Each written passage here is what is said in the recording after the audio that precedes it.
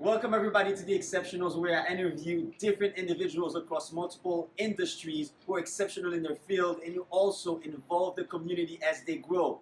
And I have with me today the one and only Miss Cassandra, vocal coach, vocal phenomenon, and I'm gonna let her tell us a little bit about herself. So I'm a vocal coach, voice teacher in Miami, and I also do artist mentorship for different performing artists across the U.S. Across the U.S., like do virtual coaching as well. Well, no, they some is virtual, and then they travel over here to work with me.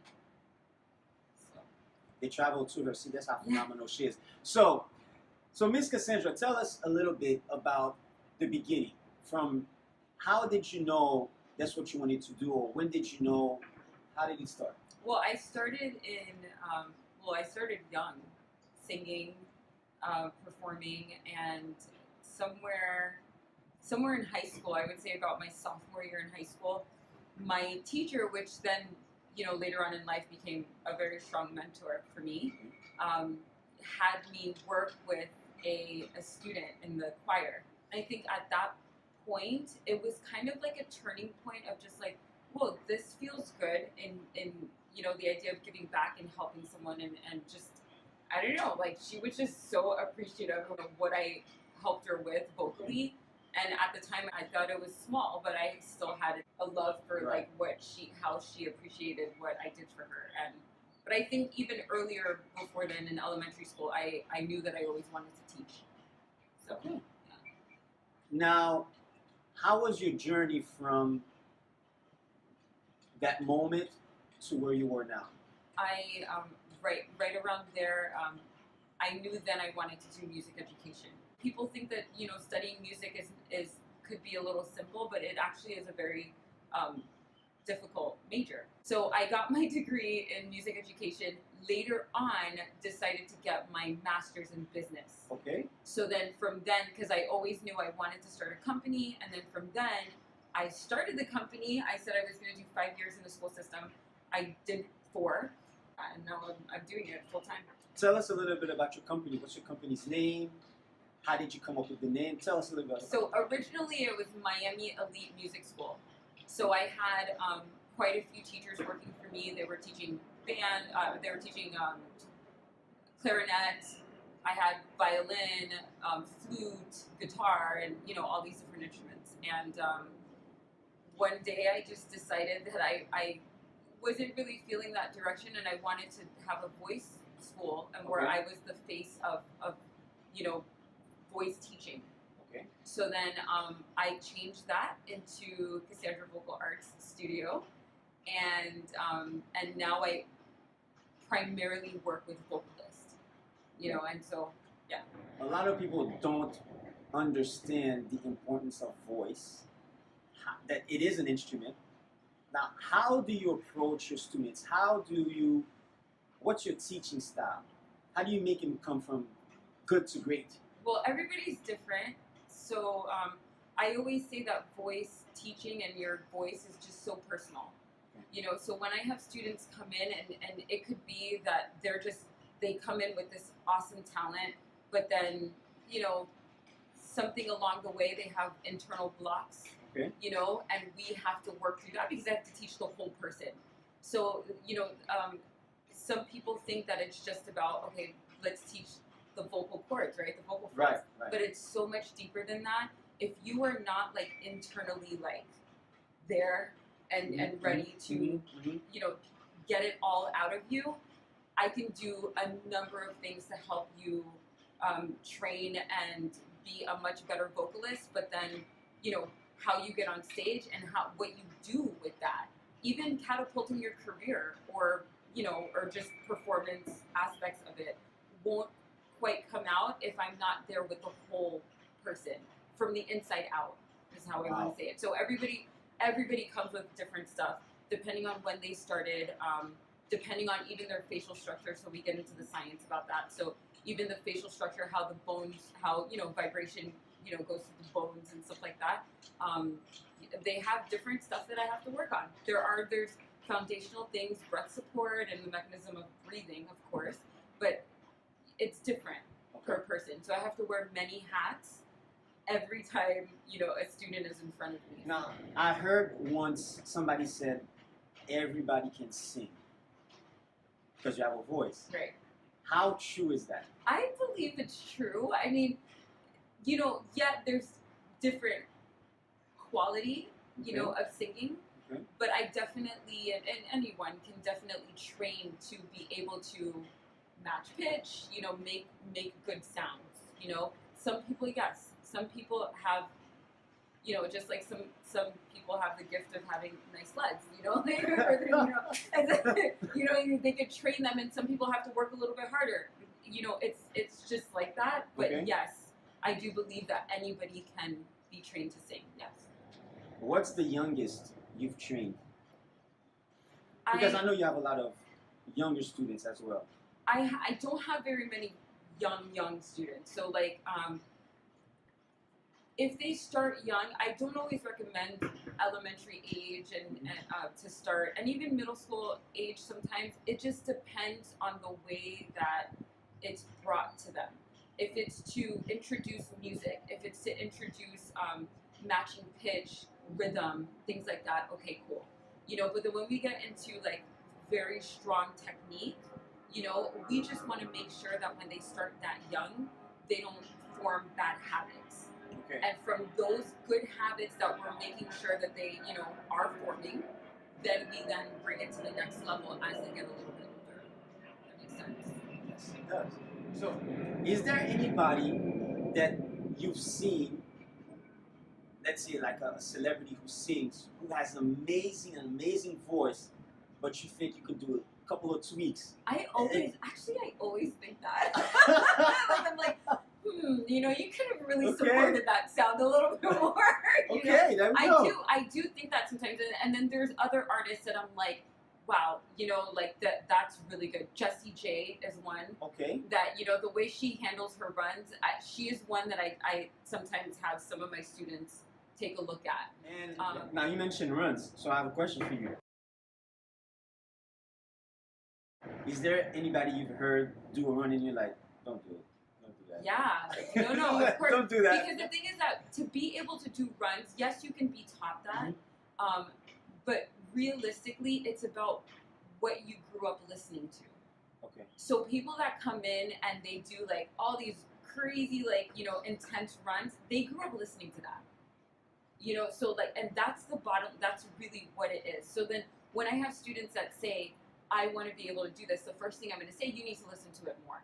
Okay. So yes, we can go bit by bit, let's work on it, let's do that. But generally, if you grew up listening to it, you are, for the most part, going to be able to do it. And then it's just fine-tuning it. Okay. It's just what you grew up listening to. Okay. Yeah. Now, what have you learned? What's the most important thing you've learned being a vocal coach? That we learn from each other, I want to say. I think my students, young and old, I'm their teacher, and in many cases, my high school students, I'm their mentor as well. But they teach me a lot too. Different walks of life, how they come in, and sometimes voice lessons can be very emotional. And they have taught me quite a lot. I mean, I think that just because I'm in the leadership role doesn't mean that I can't learn from them. Okay. Now, is there any projects that you're working on currently? Yeah. Well, I'm working on catapulting the artist mentorship right now. Okay. So tell that's us a little bit more. It's diving into the centers that we have, and people call them chakras. Okay. Right? And just how do we get through these blocks as artists? And it could be on an emotional standpoint, could be psychological, could be spiritual even. And people don't really like to get into the spiritual aspect of it, but our voice and how we sing, and there's a spiritual component to it, and so how some people are completely not understanding the blocks that they have created or have come their way from young, or experiences in their life that have blocked certain things, manifesting opportunities, and being stable in their career choice. So they've decided, okay, I want to be an actor, I want to be a singer, I want to do this, I want to be in the industry. So now let's talk about are you working too much on plan B, which is like, let me find the retail job. You know what I mean? And stay so focused on that retail job. And it's okay to have a plan B, but sometimes people like are so afraid of taking that step that they focus so hard on plan B and completely forget about plan A. And there's reasons for that. Fear. So it's about blocking, like, you know, getting into like unblocking this whole idea of like fear and being stable, understanding stability, that you, if you want to do this, you can. Okay. Different levels, you know, it doesn't mean that you know, I'm not about like that you have to chase fame. I don't think it's all about fame. I think there's lots of things that you can do. You can perform for a living without chasing fame and be very content and be very happy as your plan A to perform. Yeah. And fame is, I just believe it's in the cards for some, you know, and maybe not for everyone, but, you know, you can still be very happy in this life in performing arts. Definitely. Okay, so you mentioned a lot about blockage. When your students walk in here, how do you start the lesson? Is there like a specific way you start to maybe unblock? Well, if they come in with certain things, you know, maybe? I always say that I teach the person in front of me that day, like, meaning like, you know, I may have, you know, Susie, which I don't have a Susie, I'm just right. Susie. So Susie can come in today and be like on cloud 9, you know, just got a new boyfriend and so excited, and, you know, heart is open and ready to learn and all of that, and cool, that's who I teach today. But then 2 weeks from then, Susie comes in, broke up with the boyfriend, super sad, that's what I have to teach that day. You know what I mean? And so I say, whatever walks in that door, that's what I teach. So like, yes, some people have like general blockages, and that starts to unfold with time. And generally, not generally, almost, well, yeah, just about, I would say about 98% of the time, within the first lesson or so, I can tell how the student lives their lives. Just by how they react to me and how they react to the singing, how they respond to, how they move through notes. You know, if they're too like rigid in their notes, I can almost get a sense if they're type A personality, if they're so free and so, you know, or some that are just like, hey, you know, okay, cool, like, doesn't matter if this sounds bad, I'm just gonna sing it, and you know what I mean? And I can get a sense of like how they handle people and how they deal with themselves outside of like this realm, you know. So it just, and then that's what we work on, or not work on fully, but that's right. What I take that into consideration when I'm working with that student, that particular student. So I literally have to master being like 50 different people, like, you know what I mean, like with 50 different students, and some come with the same things, and that's fine, and then some come with totally different, you know, problems or, you know, things that I have to engage and work on with them. Do you have any tips for aspiring singers? Be yourself. Have fun with the idea of exploring your voice, exploring your personality in your voice, being very real and raw without comparing yourself to other people, because there's a science behind that as well, so you shouldn't compare, you know. You can't compare unless you look exact. I have an identical twin sister. Okay, we have the same bone structure, so we sound exactly the same. She would be the only person I think you can compare my voice to, you know, because we have the same bone structure. But anyway, besides that, it's just like, you know, just love the journey and allow your talent to open up other things that are blocked in your life, whether it's emotional or psychological, we even said spiritual, you know, anything like that. Just enjoy the process, you know. Enjoy the process. Now, tell us where we can find you, because I mean, I can see some students flocking here. I can see people flocking.